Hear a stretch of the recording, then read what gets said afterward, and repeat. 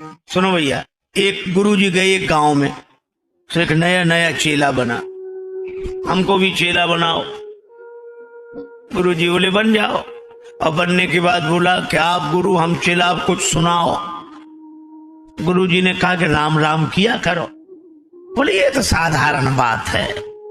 ऊंचा। गुरुजी ने मन ही मन सोचा कि चेला नहीं, गुरु ही मिला है। कई चेले सचमुच गुरु होते हैं। ऊंचा। गुरुजी ने कहा तो रामचरितमानस पढ़ा करो। अरे रामायण सब जानिए। ऊंचा। तो गुरुजी ने कहा गीता। बोले हाँ ये कुछ ठीक है, कुछ। तो गुरुजी बोले आज गीता का महत्व सुनाऊंगा। गीता कल। और महात्मा उन्होंने श्लोक सुनाया। सर्वोपनिषदो गावो दोग्धा गोपाल नंदना। ये सभी उपनिषद जो है सो गाय हैं और दोहने वाले भगवान श्री कृष्ण हैं। घंटे तक व्याख्यान दिया। चेला बीच बीच में कह महाराज वाह वाह वाह वाह वाह, क्या बात कही है, वाह वाह। गुरु जी का और उत्साह बड़ा, कितने ध्यान से सुन रहा, इतनी प्रशंसा कर। गुरु जी और सुनाते गए। एक घंटे बाद बोले कि बेटा कुछ समझ में ना आया हो तो पूछ लो। सो बोला कि हमें समझ में ना, हमें आप कम समझाते हो, हम ज्यादा समझते हैं। गुरुजी ने मन ही मन कहा कि हम ही नहीं समझ पाए पहले तो मैं, लेकिन चलो गुरुजी हैं, गुरुजी की इज्जत ही बचा ले, पूछ ले कुछ। तो बोला और तो एक एक अक्षर समझ में आया, केवल एक बात समझ में नहीं आई। कौन सी? का आप कहते थे दो गधा गोपाल नंदना, तो ये दो गधा कौन थे? क्या समझ है? तो गुरुजी ने माथा पीटा। चेला बोला गुरुजी जवाब नहीं दिया, ये दो गधा कौन थे? गुरुजी बोले एक हम, दूसरे तुम। एक न सुनई, एक नहीं देखा। भगवान राम जी से गुरुजी बोले यह जगह बड़ी अच्छी है, यहां रुक लिया जाए। राम जी विचार ही नहीं करते, भले ही नाथ कही कृपा निकेता। आपको ठीक लगा बस ठीक है, और उसमें हमें क्या सोचना। और कितना अद्भुत संकेत, समर्पण हो तो ऐसा, गुरुदेव के प्रति समर्पण। गुरुजी ने कह दिया बस ठीक, भले ही नाथ जो आज्ञा आपकी बड़ी। अब तो हे भगवान, एक महात्मा जी का एक नया नया चेला बना। गुरुजी बैठे, चेला पास में बैठा, तब तक पानी बरसने लगा। गुरुजी ने चेला से कहा कि बेटा गाय बाहर बंधी है, भीग रही है, उसे बंधन से मुक्त कर दो ताकि वो भी भीतर इधर आ जाए। चेला वहीं बैठे बैठे रहा, गुरुदेव आपके सामने मुझ जैसा जीव भला क्या किसी को बंधन से मुक्त कर सकता है? जो स्वयं बंधन में पड़ा हो, क्षमा करें, यह अनधिकार चेष्टा मुझसे नहीं होगी। गुरुजी भी समझ गए कि चेला नहीं, गुरु ही मिला है। गुरुजी उठे, गाय को बंधन से मुक्त किया, गाय गौशाला में चली गई। थोड़ी देर में फिर मन नहीं माना कि बेटा देख पानी बरस रहा है कि बंद हो गया है। चेला बोला गुरुजी ये बिल्ली आपके बगल में बैठी बाहर से ही आई है, इसके शरीर पे हाथ घुमाओ, गीला हो तो समझ लेना वर्षा हो रही है, गीला ना हो तो समझ लो पानी बरसना बंद। गुरुजी फिर चुप रहे। रात्रि को सोते समय बोले बेटा ये आंखों पर प्रकाश पड़ रहा है, इस लाइट को बंद कर दे। चेला बोला गुरुजी अब तो रजाई में आ गए, कौन बाहर निकले, आप तो रामायण की बात मानो। रामायण की? हाँ रामचरितमानस। क्या मुंह दिए नैन कतों को नहीं, आंख बंद कर लो, इसको बुझ ही समझो। गुरुजी ने लाइट बुझाई, लेटे। सवेरे स्नान ध्यान करके भगवान, तब तो कोई भगत आया लड्डुओं का प्रसाद लेकर। महाराज भगवान को भोग लगाओ, सबको प्रसाद। महाराज ने भगवान को भोग लगाया और प्रसाद बांट के उसी चेले को बुलाया, बच्चा ले प्रसाद लेगा, बाल भोग चलेगा। तो दौड़ता हुआ आया, गुरुजी मैंने आपकी तीन तीन आज्ञाएं नहीं मानी, चौथी भी नहीं मानूंगा तो घोर पाप लगेगा। लेकिन ऐसे चेलों के लिए कई गुरुजी भी, एक गुरुजी थे तो तख्त पर बैठ गए, पूजा करनी थी। अब इतने में चेले गुरुजी ने अरे और तो सब सामग्री आ गई, तुलसी जी लेना भूल गए हम। तो एक चेले से कहा कि तुम तुलसी ले आओ। वह बड़ा चालाक वहीं खड़े खड़े बोला, गुरुजी हम जानते ही नहीं तुलसी जी कैसी होती, आपने बताई नहीं, हम तो ले आते। और दूसरे चेले ने सोचा कि ये तो बच गया, अब हमें जाना पड़ेगा। वो भी बड़ा चालाक था, सो बोला क्यों तुलसी नहीं जानता? अरे तुलसी वही तो होती है, केले जैसे चौड़े चौड़े पत्ते होते हैं जिसके, वही ले। तो गुरुजी बोले तुम भी नहीं जानते? गुरुजी हम तो वही जानते, कहो तो ले आए, अभी ले आए।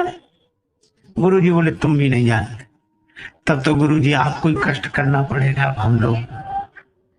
गुरुजी बोले और हम पूजा में बैठ गए, अब हम उठ नहीं सकते, तो एक उपाय है, क्या तुम तुलसी जी तो नहीं जानते, एक काम करो, क्या तखत तो उठा सकते हो? अब दोनों घबराए, कैसे मना करें। एक तो तखत भारी, ऊपर गुरुदेव विराजमान। उठाया तखत, बोले बगिया में ले चलो। ले गए तुलसी जी के बिरवा के पास। गुरु जी ने कहा रख दो तखत है। गुरु जी ने बैठे बैठे तुलसी उतार ली। बोले फिर वहीं ले चलो। फिर ले आए। गुरु जी बोले तुलसी भूलोगे तो नहीं? दोनों चेले बोले गुरु जी एक जन्म की कौन कहे, हम तो 7 जन्म तक नहीं भूलेंगे। पर भगवान राम, मर्यादा इसे कहते हैं। गुरुदेव ने कह दिया कह दिया। गुरुजी ने कहा यही रहना है। राम जी बोले जो आज्ञा। भले ही नाथ कही कृपा निकेता। एक सज्जन ने कहा कोई उत्सव था, दान, हाँ हमने गुप्त दान दिया, ठीक है हमारे घर आना। घर गए, उन्होंने चेक दे दिया। अब चेक ले गया वो बैंक में। बैंक वाले कहा पैसा नहीं मिलेगा इसमें। क्यों? इसमें नाम तो लिखे नहीं, हस्ताक्षर नहीं। तो वो लौट कर फिर आएगा, आपने हस्ताक्षर नहीं किए। बोले वाह, गुप्तदान में कहीं नाम लिखा जाता है? अरे भाई सहज संतोष पूर्वक लिया जाए, दान का अपना आनंद है। देखो भैया, सती जी के साथ शंकर भगवान सदगुरु और सुग्रीव जी के पास हनुमान जी, तो इन दोनों के भ्रम में बड़ा साम्य है। लेकिन अंतर क्या है? सुग्रीव जी की बात बन गई, सती जी की नहीं बनी। क्यों? सुग्रीव जी हनुमान जी से कहते हैं हम तो यहीं बैठे हैं, आप जाकर देखो। धरी बट रूप देखते जाई, कहे से जाने जी सैन बुझाई। हनुमान जी से सुग्रीव जी कहते हैं कि आप जाकर देखो, हम यहाँ बैठे हैं और आप जो इशारा करोगे वैसे ही हम व्यवहार करेंगे, आप संकेत कर देना। तो सुग्रीव जी कहते हैं कि हम यहाँ बैठे हैं, आप जाकर देखो। और सती जी क्या कहती हैं? सती जी शंकर जी से कहती हैं कि आप यहीं बैठो, हम जाकर देखते हैं। देखो भाई, सती जी स्वयं परीक्षा करने जाती है। वे शंकर जी पर विश्वास नहीं करती। राम जी पर तो विश्वास है ही नहीं, पर शंकर जी पर भी नहीं। अच्छा देखो, या तो हमारे पास ऐसी दृष्टि हो कि हम भगवान को देख सकें, और अगर हमारे पास ऐसी आंख नहीं है कि हम भगवान को देख सकें, तो जिनके पास ऐसी आंख है उन पर भरोसा करें। एक बार एक सज्जन अपने बेटे को ले गए संस्कृत पाठशाला के आचार्य जी के पास। कहा इसको भर्ती कर ले, पढ़ा लिखा दे जरा। वैसे तो हमारा बालक जन्मजात प्रतिभावान है, ऐसा योग्य मिला ही नहीं हमें कोई बालक। इतनी प्रशंसा की अपने बालक की आचार्य जी हंसे कि जब पिता ऐसे हैं तो पुत्र क्यों नहीं ऐसा प्रतापी होगा। कर जाओ, प्रवेश दे दिया विद्यालय में। 2 महीने बाद आए, हमारे बेटे में गुण ही गुण होंगे, कमी तो कोई होगी नहीं, अगर हो कमी तो बता। तो आचार्य जी भी बड़े विनोदी थे। बोले क्या कहना तुम्हारे बेटे का? तुम्हारे बेटे में गुण ही गुण, 100 गुणों में 98 हैं, केवल 2 नहीं है। तो पिता 98 है वो तो, लेकिन आश्चर्य 2 कम कौन से हैं जो गुण नहीं है? 2 कौन से गुण नहीं है? तो आचार्य जी बोले 2 इसमें यही नहीं है। क्या का? इसमें इसके खुद की अकल है नहीं, एक। दूसरा हमारी मानता नहीं है, बस ये 2 ही बातें, बाकी तो सब। तो कुछ लोगों के साथ यही कठिनाई होती। सती जी स्वयं तो भगवान को देख नहीं पा रही हैं और शंकर जी देख पा रहे हैं तो उनकी बात मान नहीं रही।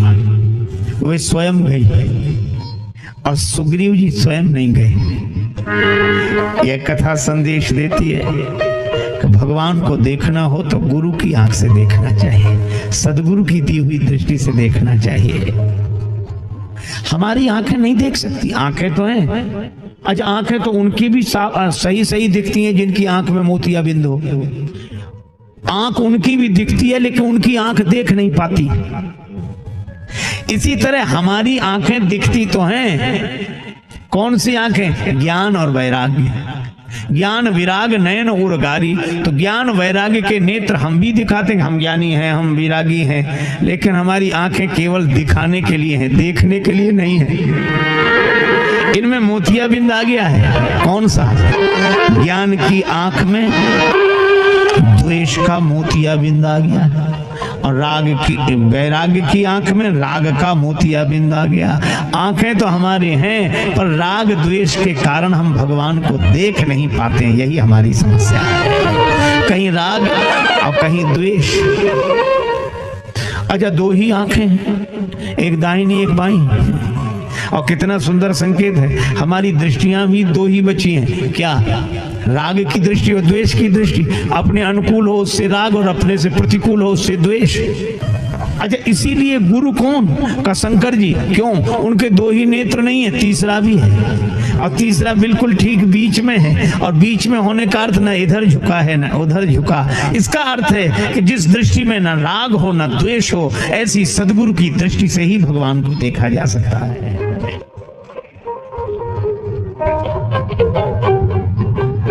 अच्छा, एक बात और है, उन्हीं शंकर जी के अवतार हैं हनुमान जी और इसीलिए वे सदगुरु हैं। सुग्रीव जी ने यही कहा कि हमारी आंखों से हम भगवान को नहीं देख सकते, आप तो तीसरे नेत्र वाले हैं। एक जगह श्री हनुमान चालीसा का पाठ हो रहा था, उस पाठ में बार बार कहा जाए शंकर सुमन केशरी नंदन।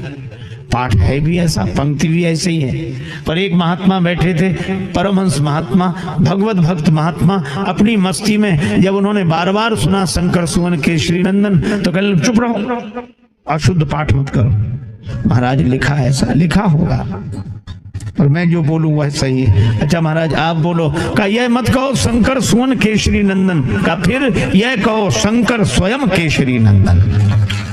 शंकर जी ही हनुमान जी के रूप में। तो सुग्रीव जी गुरु की दृष्टि से देखते हैं। अच्छा, एक बात और भी कहूं, क्या? नेत्र राग द्वेष से मुक्त हो ऐसी दृष्टि, और दूसरी बात भीतर हो तब तो बाहर दिखें। सुना है आज महफिल में बड़ी रफ्तागरी होगी, मगर मुंह से वो निकलेगी कि जो दिल में भरी होगी। एक बार एक डॉक्टर साहब के अस्पताल में, वो नेत्र विशेषज्ञ थे, बहुत लोग जा रहे थे, मरीज जाते, और डॉक्टर साहब की है प्रक्रिया, अच्छा आंख में गड़बड़ी है, हाँ बैठो। वो कुछ पढ़ने के लिए सामने रखते, फिर लेंस लगा के देखते, पढ़ो, पढ़ने में आ रहा, शीशा लगाया, दिखा, हाँ दिख तो रहा पर अब साफ नहीं। अच्छा दूसरा, अब पहले से थोड़ा ठीक है लेकिन बिल्कुल। अच्छा तीसरा, हाँ आप बिल्कुल साफ साफ पढ़ने में आ रहा है, ठीक है, फीस जमा करो, चश्मा ले जाना परसों। यही प्रक्रिया होती है, ठीक है। एक आदमी बड़ी देर से देख रहा था कि तीसरा चौथा शीशा लगते लगते आदमी पढ़ने लगता है, तो वह भी जाकर बैठ गया। डॉक्टर साहब हमारी भी आंख देखो। अच्छा बैठो, बैठा, शीशा लगाया, पढ़ने को दिया, पढ़ने में आ रहा बिल्कुल नहीं। दूसरा लगाया, पहले ही जैसी हालत है। तीसरा बिल्कुल वैसे ही। अब 4 5 6 7 शीशे बदल चुका। डॉक्टर बड़ा परेशान हुआ। अब पढ़ने में आया, बोले बिल्कुल नहीं आ रहा पढ़ने में। तो डॉक्टर बोला पढ़े भी हो, पढ़े भी हो? तो कहने लगा कि पढ़े ही होते तो डॉक्टर की दुकान पे काहे को आते? हमने तो ये सुना था कि चश्मे से पढ़ा जाता है, हमने तो ये सुना था कि चश्मे से पढ़ा जाता है। डॉक्टर ने कहा कि सुना तो ठीक है, पर चश्मा केवल माध्यम है, पर बाहर पढ़ाई दिखती वही है जो भीतर होती है। अगर भीतर ना हो तो बाहर दिख नहीं सकती। अच्छा, आप ऐसे सोचो जो भाषा हमें ना आती हो वह भाषा दीवार पर लिखी हो तो हम देख तो सकते, पढ़ नहीं सकते, क्योंकि उसका ज्ञान भीतर नहीं है। मुझे तो यही लगता है कि परमात्मा सब जगह लिखा हुआ है। सी राम मैं सब जग जानी, जड़ चेतन जग जीव जत सकल राम मैं जान। कण कण में परमात्मा लिखा हुआ है, लेकिन परमात्मा की पढ़ाई हमारे भीतर नहीं है, इसलिए बाहर हम उसे पढ़ नहीं पाते, देख नहीं पाते। और जिन्होंने भीतर पढ़ लिया, शंकर जी देख सकते हैं। क्यों? श्री रघुनाथ रूप और आवा, ये शंकर जी के हृदय में निवास करने वाले हैं। जो स्वरूप बस शिव मन माही, शंकर जी के हृदय में राम जी हैं, इसलिए उन्हें बाहर राम जी का दर्शन होता है। और हनुमान जी के हृदय में राम जी, इसलिए उन्हें बाहर दिखते हैं। जासु हृदय आगार बसे राम।